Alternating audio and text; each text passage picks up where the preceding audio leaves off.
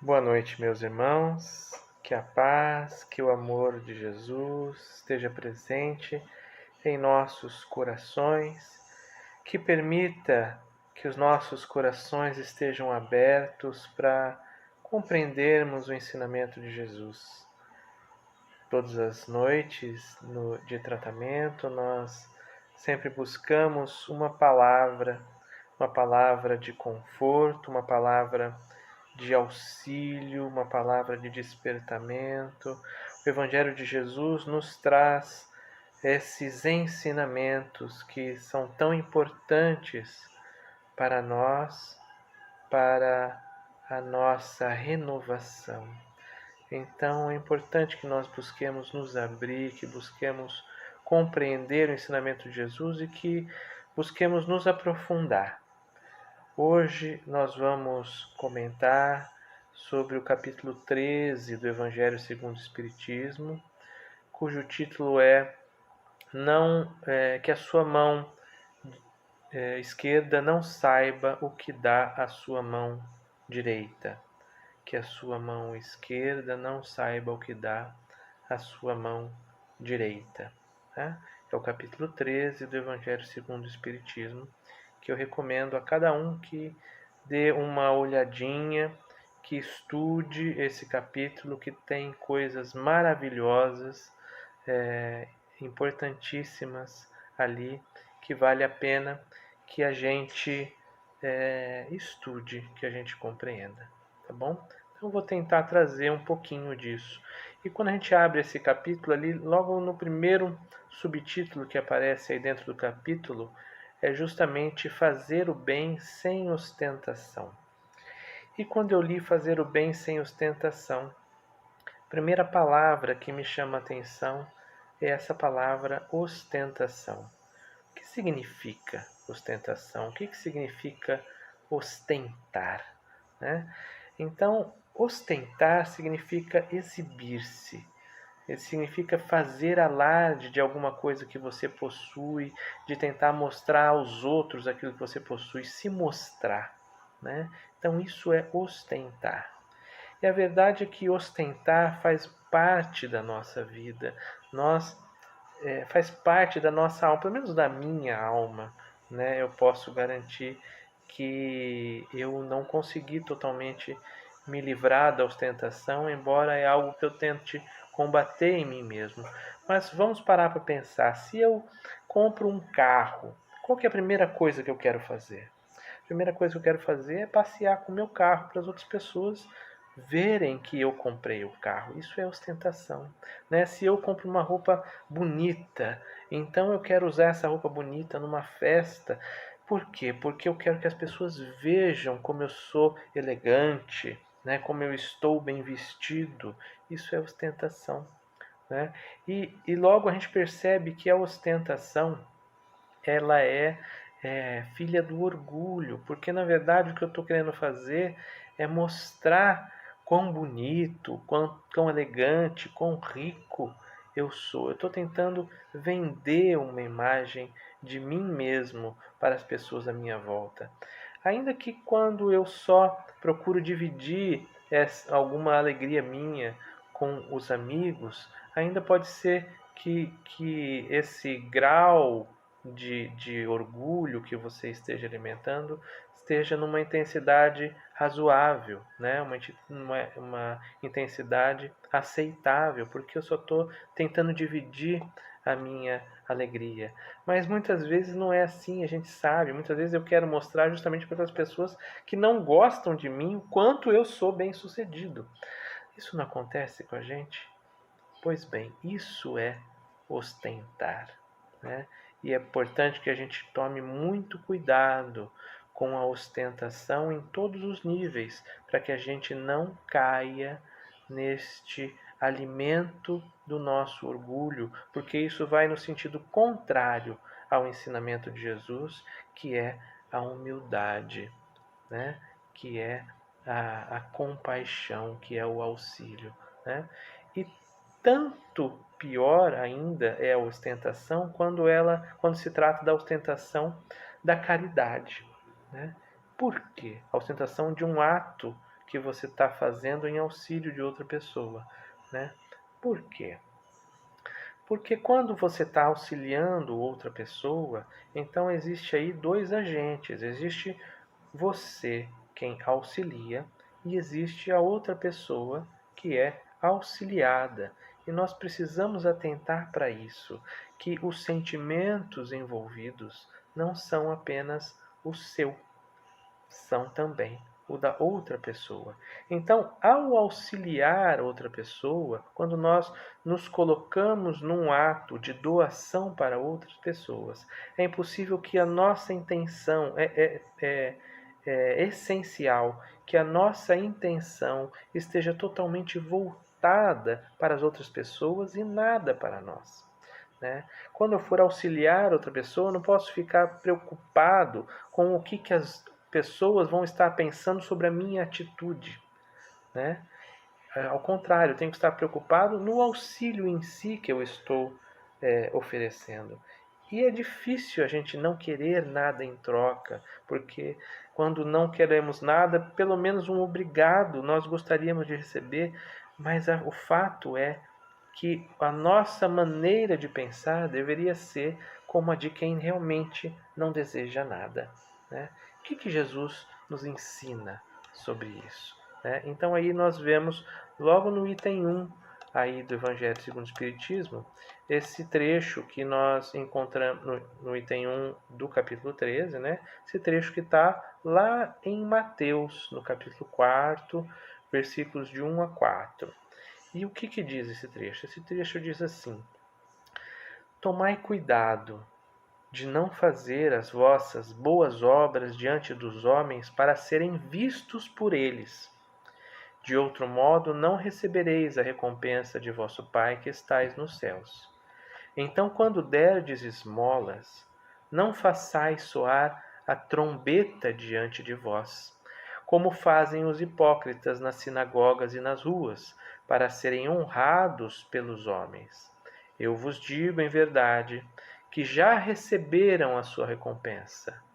Mas quando derdes esmola, que a vossa mão esquerda não saiba o que dá a vossa mão direita, a fim de que a esmola esteja em segredo, e vosso Pai, que vê o que se passa em segredo, dela vos recompensará.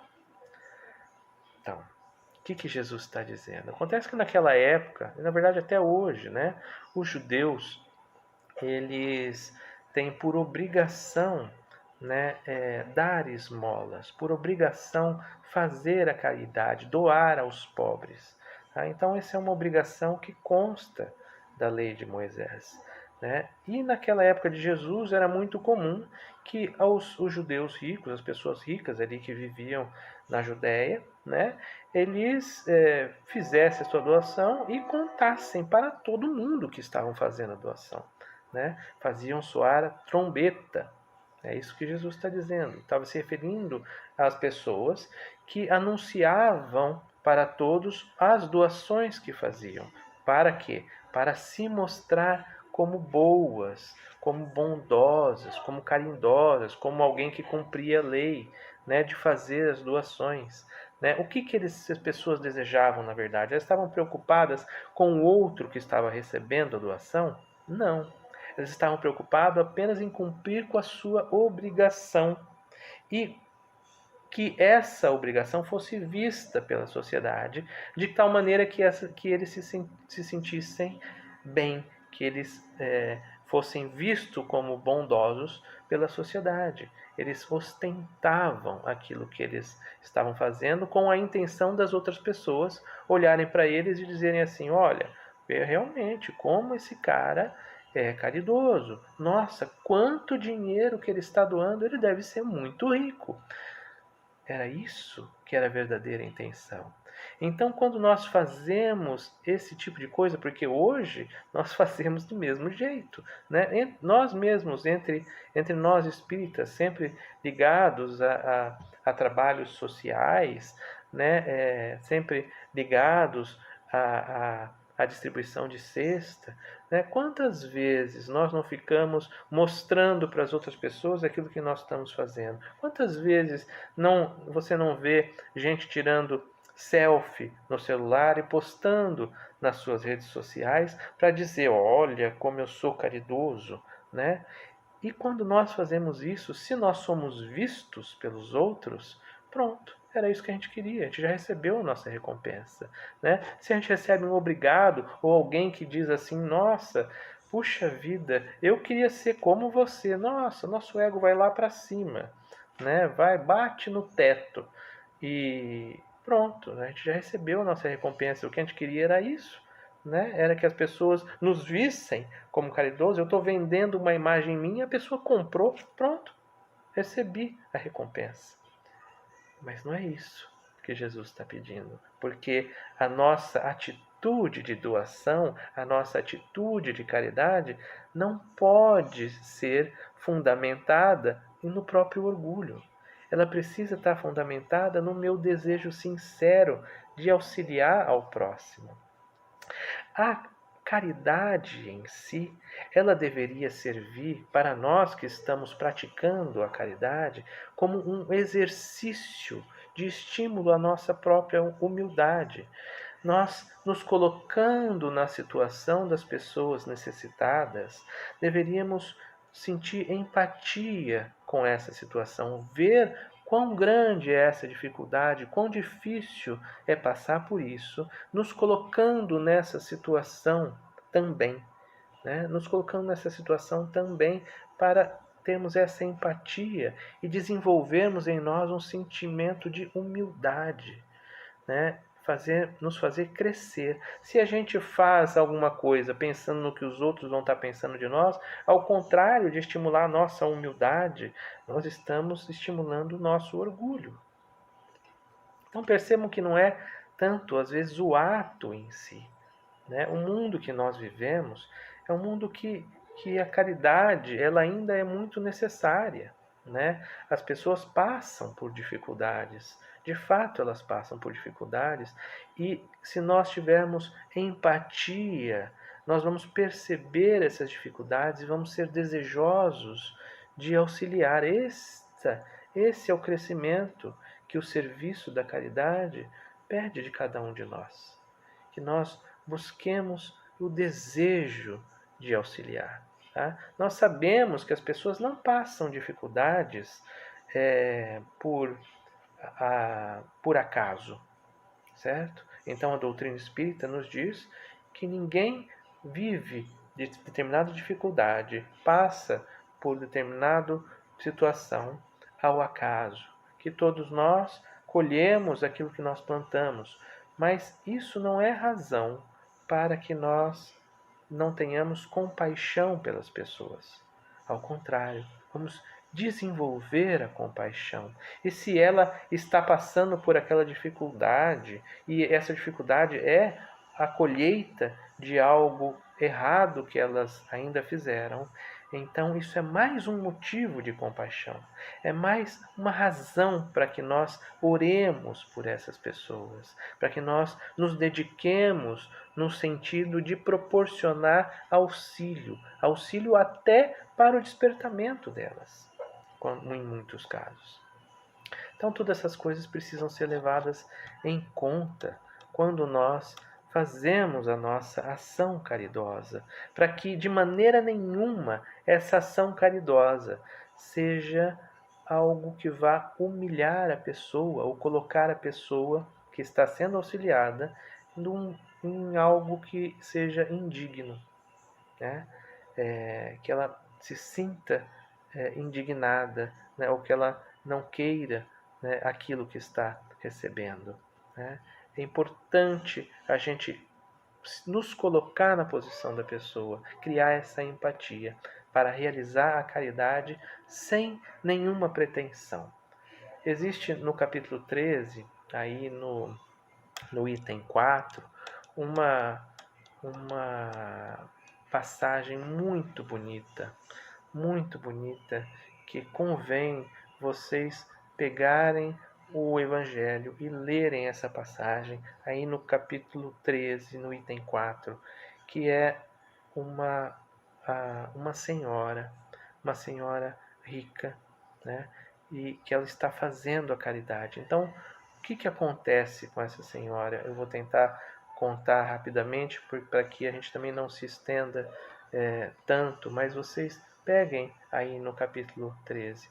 Então, nesse item, os espíritos nos contam uma história de uma moça, de uma senhora rica, né, muito distinta na sociedade, que em determinado dia da semana pegava ali alguns mantimentos, alimentos, leite, né, e pegava sua carruagem, né, e ia com a sua carruagem, ia ela e a filha dela, ia com a sua carruagem até um determinado ponto, pedia para o cocheiro da carruagem ficar ali aguardando. Então ela e a filha dela pegavam alguns daqueles mantimentos e desciam a pé, né? Provavelmente virando a esquina para que ninguém visse que ela chegou de carruagem, né? Ela também vestia-se sempre de maneira simples, né? Para que ninguém suspeitasse que ela era uma pessoa da alta sociedade.